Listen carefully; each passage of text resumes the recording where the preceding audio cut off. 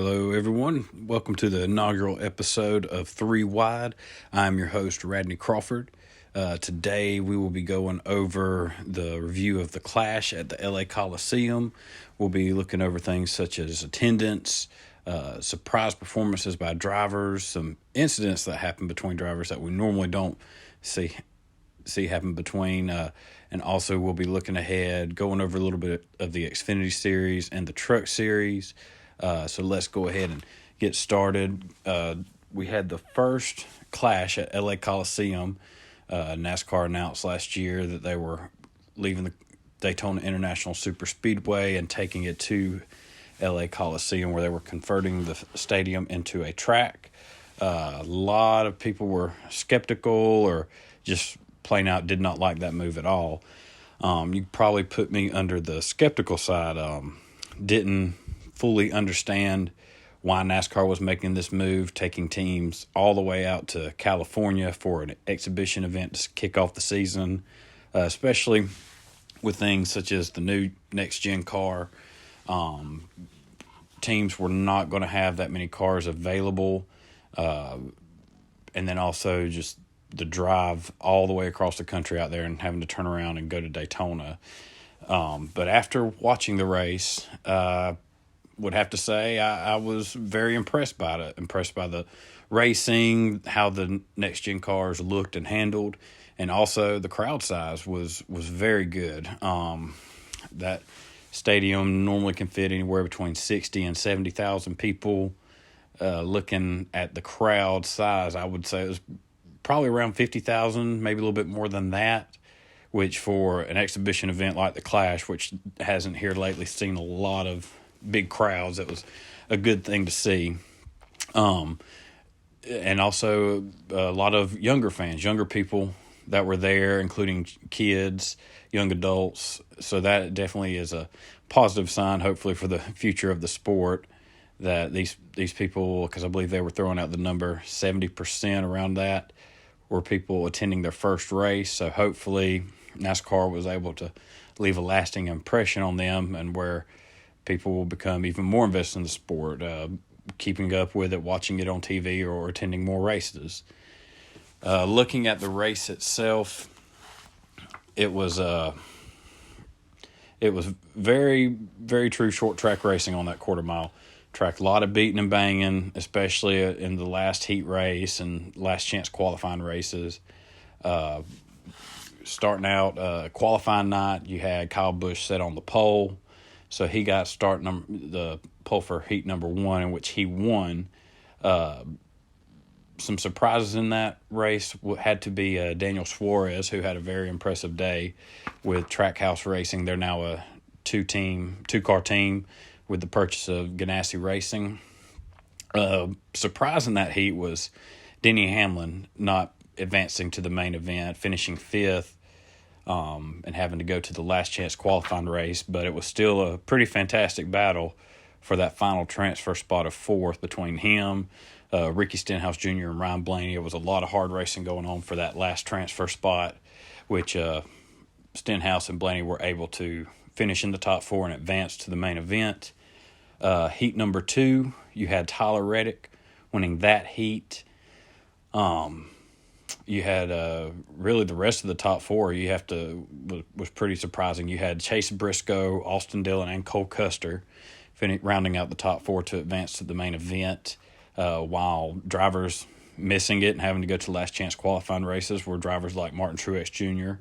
and Alex Bowman, which was surprising given their history at short tracks, especially Martinsville. You had Alex Bowman, who won the most recent race there at Martinsville, and Truex, who is a great short track racer. So it was very surprising to see those two not make it through to the main event immediately.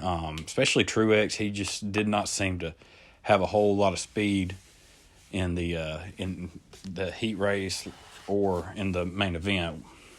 On heat number 3, you had Justin Haley winning that. It was a very stacked field in that race. One of the surprise misses as far as not advancing was Kevin Harvick, who finished in 6th in that heat, automatically going to the last chance qualifying. Heat number 4, which was definitely the best heat race of all. A lot of hard racing, contact, beating and banging. You had Michael McDowell and Eric Jones able to finish in the top 4 and advance to the main event. And that one you also had Kurt Busch was unable to finish in the top 4 and had to go to the last chance qualifying race. And you also had a lot of beating and banging in that one. We were able to get a little glimpse at how this new next-gen car is going to stack up with the composite body. That you would see the bumper used in every heat race, every race they did out there on that track, and not a whole lot of cosmetic damage as far as what we're used to seeing. The cars seemed to hold up very well. You had in that heat race number 4, Ty Dillon had a DNF. He was unable to finish that race with some mechanical issues. So he was able to get it back together and get into the last chance qualifying race, which we will talk about that one here in just a second. He was in last chance qualifying race number 2. But in the first last chance qualifying, the top 3 finishers would go on to the main event of the night. You had Denny Hamlin, Kevin Harvick, and A.J. Allmendinger finish in the top 3 to move on to the main event. One of the guys' performances that really stood out in this race was Cody Ware in Rick Ware Racing. Rick Ware as a whole in this clash, they really impressed. They really flexed their muscle here. Cody Ware, when he didn't get in the main event, he was one spot short of making it. But however, he showed a lot of speed in practice and in qualifying. He got early draw. He was not able to get a good qualifying lap in, but overall was an impressive weekend for him compared to where we're used to seeing those Rick Ware racing cars run. You had in that race Ross Chastain and Chris Buescher unable to finish in the top 3, so they were sent home. They weren't able to get into the main event, which is a little surprising for them too. Pretty big teams they drive for. You had in last chance qualifying race number 2, which was probably the more dramatic and chaotic race of the whole weekend.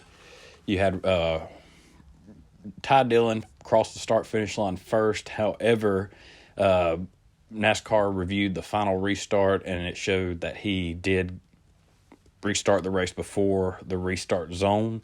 So he was penalized for restart violation, which put him at the back of the field and allowed Ryan Preece to be declared the winner of that and move on into the main event. And as I said earlier about the Rick Ware racing cars, Ryan Preece was probably one of the most impressive of those cars in the weekend, and showed how good a driver he really is. He's definitely someone trying to make an impression to get with a top team. He's got to deal with Stewart Haas Racing. He's going to do some Xfinity races. He's going to do some truck races and a handful for Rick Ware in the Cup Series. So if this race was any indication for how that season, the Cup season, will go for him, it's definitely looking positive. We won't know really how Rick Ware Racing is, where they're at as a whole, until probably after the first month or 2 of the season, once we get into the mile and a halves and the short tracks and hit some of these different places. But it's definitely looking much better for them this year than it has in the past few years. And last chance qualifying race number 2, as I said, that was a very hard racing, a lot of aggressive driving. You had Ty Dillon, probably the most aggressive out of all. He was not afraid to use that front bumper and get himself where he needed to be, which, he probably felt like he had no other option. He put down the slowest lap in qualifying, I believe. And as I said before, did not finish in the heat race he was in. So it's very surprising to see him, even if he's bumping people out of the way, but still able to move forward. And he was able to get in the lead and put a little distance on the field. So he definitely came out of nowhere really for that race. Was definitely impressed by him. He had a restart violation early on in the race. He jumped the start when Kurt Busch was leading and he had to go to the back of the field and was able to put his way back up there in contention. However, with his beating and banging, there was a little bit of an incident between him and Harrison Burton, where Harrison was not happy with him. He had been wrecked by Ty Dillon. And so for the rest of that race, you just saw any time that them two were around each other, they were not giving or taking anything. The finishers in that race who were able to go on to the main event because of Ty Dillon's disqualification was Bubba Wallace, who is another guy who's had an impressive run in the Clash, especially after practice. He was not happy with his car at all, did not feel good about it. So he did a good job in his race. Harrison Burton, as I said, making his first Cup run with Wood Brothers and looked strong for sure. And then, of course, Ryan Preece, who won. Some notable misses, people who missed the main event. Brad Keselowski in his first race with Roush Fenway Keselowski Racing, just did not seem to have the speed all weekend with that car. So it definitely shows there's still work to be done with that team. I know he's wanting to get it back to a competitive team and competing for wins, competing for championships. And I believe he will get that team there. He's former champion, consistent winner every year. So it'll be interesting to see his progress and Chris Buescher's throughout the season. Martin Truex, Alex, who did not start that last chance qualifying race, he took the championship provisional for the main event, so he did not race in that one, which was probably a good call on his part. You had Alex Bowman miss the top three, so he was not in the main event, the only Hendrick driver not to be in it. Just did not seem to he had a decent car, but just did not be able to seem to take advantage of it and be able to get in the positions he needed to be when he needed to be in them. And then we go on to the main event, which was pretty much dominated by three drivers in particular. You had Tyler Reddick took the early lead, held on to it for a while. You had Kyle Busch led most of the race once Tyler Reddick, he had some mechanical issues. I believe they listed it as a drivetrain problem. He was unable to finish. He had to pull off during a caution. You had Joey Logano, also the other driver who was able to lead laps and ultimately come away with the win. But there were still some stronger cars there, especially at the beginning, that unfortunately got taken out due to mechanical issues. The two main ones were Tyler Reddick, who I just mentioned, and Chase Briscoe, who had also listed as a drivetrain issue. Chase Briscoe was kind of under the radar, I felt like, with that race. He looked really strong and could have been an upset winner, but unfortunately he was unable to finish the race. And Ryan Preece was another driver who had mechanical issues. They had it listed as oil pressure problems. As I said, you had Joey Logano win the race. Came down there to the end where it was between him and Kyle Busch. And Logano there at the end seemed to have the better car. You would have moments where Kyle Busch would get close to his rear bumper. And with the history between the two, short track racing, no points on the line, just money in the trophy. I was sitting there waiting for Kyle to really knock Logano out the way, but he just could never seem to get close enough and stay there to make a move on it. Logano's car just seemed to have so much better drive off the corner. He could just pull away as soon as Kyle could get close to him. So Logano won the first race in the new next-gen car and also the first Clash at LA Coliseum. During the race, there was an incident between Justin Haley and Kyle Larson. As I mentioned, there were some incidents between drivers we did not expect to see happen. This one was surprising for me just because with what happened, you had Haley, believe he bumped the back of Kyle Larson's car, was able to get underneath of him coming under the final corner, and Kyle Larson just seemed to pretty much say he wasn't going to have it.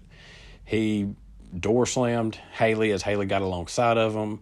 Haley went straight into the inside wall, tore up his car, the first significant damage we've seen with these new cars. And so that ended Haley's day. And like I said, it was just surprising just because normally you don't see that out of Kyle Larson. He's had a pretty quiet career as far as incidents and arguments with drivers go, it seems like. So that was very uncharacteristic to see. So don't know if maybe something had happened earlier in the race that was not seen and Larson just got tired of him. Who knows? I don't know. So that'll be something interesting to watch going forward. I don't think Justin was too happy with Kyle about that, which I can't blame him, because you can see if you go watch the replay, Larson just turned it dead left into him. So looking over the race crowd, didn't really know what to expect being at this event, being out in California. It's kind of a out of nowhere race, doing it at a stadium like LA Coliseum. I know they were hopeful to have a big crowd, and I'll say it was definitely much better than what we're used to seeing at a race like the Clash, which isn't one of the marquee events for the sport. While it wasn't a sellout by any means, but for 55,000 people to show up for this race, that is an amazing number, and it probably told NASCAR, hey, this worked. This was a win for us, and I wouldn't be surprised to see them go back there. I don't know if they have a deal in place where it's a multi-year deal where they'll go out there and do the Clash every year. But if it isn't, it definitely will be now after what the racing was and the way the crowd was and how they reacted. Just looking over what other people's comments are, they said anytime there was a pass, a bump, anything, said that crowd was just going nuts. And they just seemed to be they just were having fun. The shots in the crowd, they were just enjoying what was going on in front of them. You never saw anybody that I saw kind of just sitting around like they weren't interested at all. It was a lot of activity in the crowd. You had, at the halfway point, NASCAR did a halfway break and had Ice Cube do pretty much a halftime performance for the crowd, which when they announced Ice Cube was going to be doing this, I felt like that fits for a race to be out in L.A., especially at LA Coliseum, with Ice Cube's history out there. He was a good fit for it, and I enjoyed the concert. I thought he put on a good show. The crowd, while they didn't seem to know much of what the songs he was singing or rapping, they seemed to be enjoying themselves. So that was good to see. And like I said, that concert was good to me. The next thing is this new next gen car, and you have the new number placement where it's closer to the front of the wheel. I thought it looked really good, especially under the lights during qualifying. The new cars itself, the bodies, it looks more like a true stock car as far as what you would see at the car dealerships.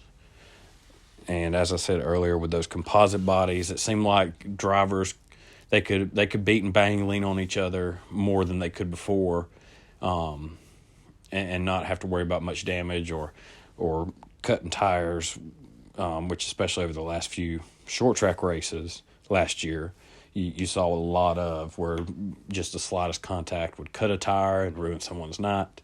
This one seemed to have a lot more give to it, which I think will do well, especially when we go to these short tracks like Bristol and Martinsville. Drivers, they can lean on each other more now, so who knows what that'll lead to, whether it be more incidents after the race or just harder contact and more exciting finishes. We will find out soon enough. So all in all, I would say NASCAR would chalk up this race weekend as a win for their experiment.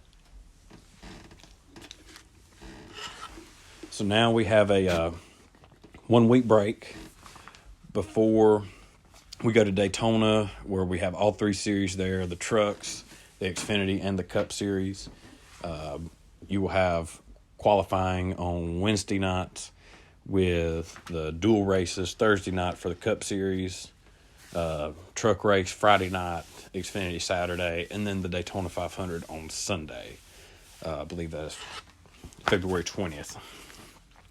Looking ahead, just giving a little preview of the Xfinity Series as far as drivers go.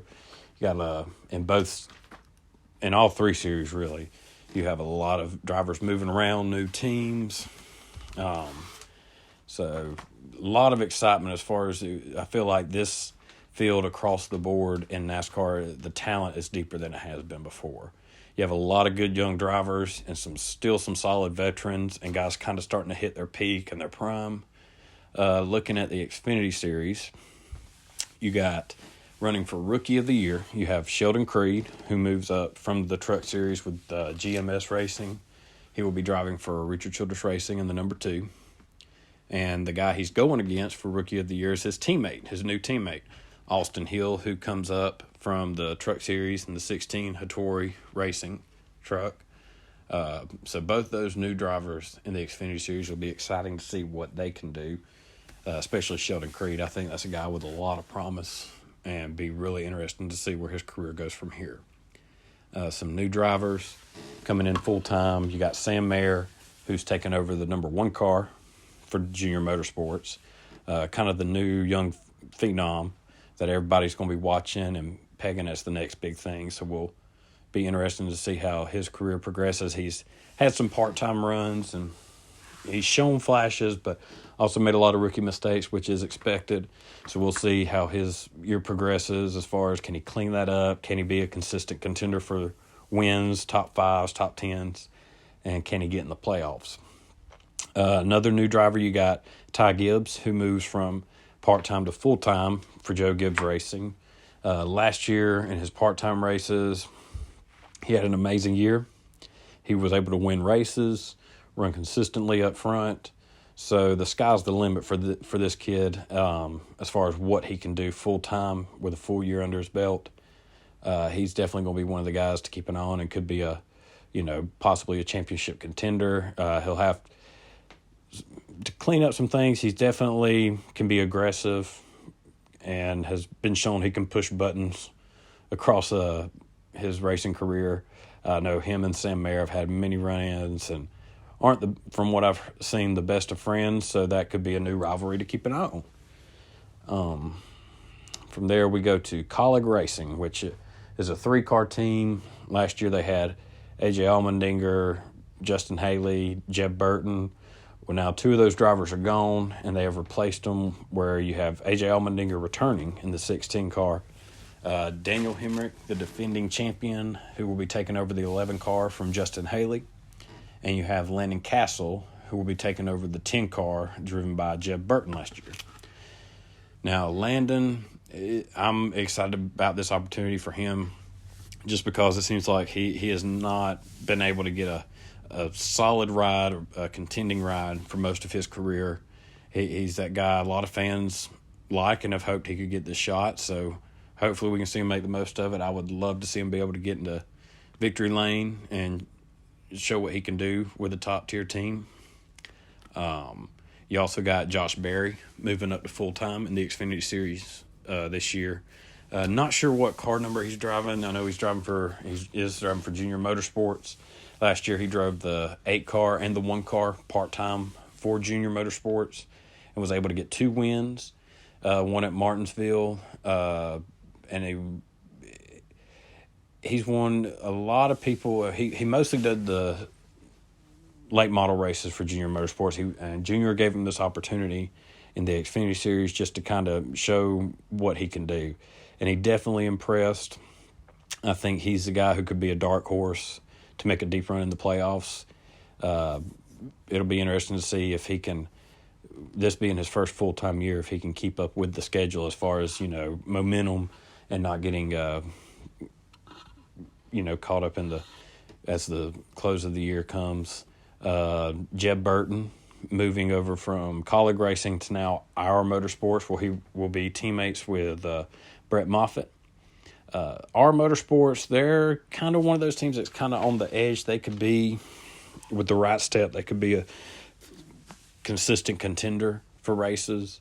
So it'll be interesting to see how those two drivers mesh up. Brett Moffitt, he is a wheel man. He can get it up there and get the job done for sure. And Jeb as well. Glad to see Jeb able to get on his feet with a solid team after the year he had with Colleague where he won at Talladega. Season seemed to kind of fall apart there towards the end. But, I mean, he hadn't ran a full-time season in I don't know how long.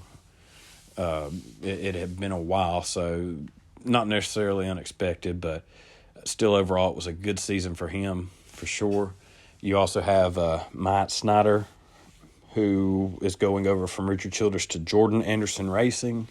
Last year, Jordan Anderson was unable to make the first few races due to points, so he started putting in drivers such as Eric Jones, I believe Josh Berry, did some races for him, and Austin Dillon, trying to get the most points he could get to lock himself in the field. And his cars did pretty well, so that'll be another team to keep an eye on. Moving over to the Truck Series for running for Rookie of the Year, you have Dean Thompson and Lawless Allen, both drivers for Nice Motorsports. Nice Motorsports, you had Ross Chastain a few years ago, was able to drive that team into the playoffs and go really deep into it and look like a championship contender. And it seems like ever since then, they just have not been able to recapture that momentum. So we'll see what they can get done this year. You have Jesse Little, Kaz Gralla, who are going to do some races for Young Motorsports. Jesse Little, who is the son of Chad Little, he's raced most of his career in their own equipment. Had some flashes, especially there at the beginning of his races, showing what he can do. So the talent is definitely there. It's just a matter of opportunity and taking the most of it. You have Tyler Ankrum, who is moving over to Hattori Racing, taking over for Austin Hill, who left for Richard Childress in the Xfinity Series. Another young driver.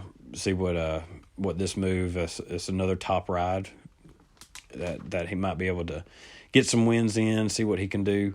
Grant Enfinger, who last year was put down to part-time with Thor Sport. He gets back into the Truck Series full-time with GMS, which I know a lot of fans were happy to see because Grant, he's just one of those good guys in the sport. You want to see, do a lot of good things.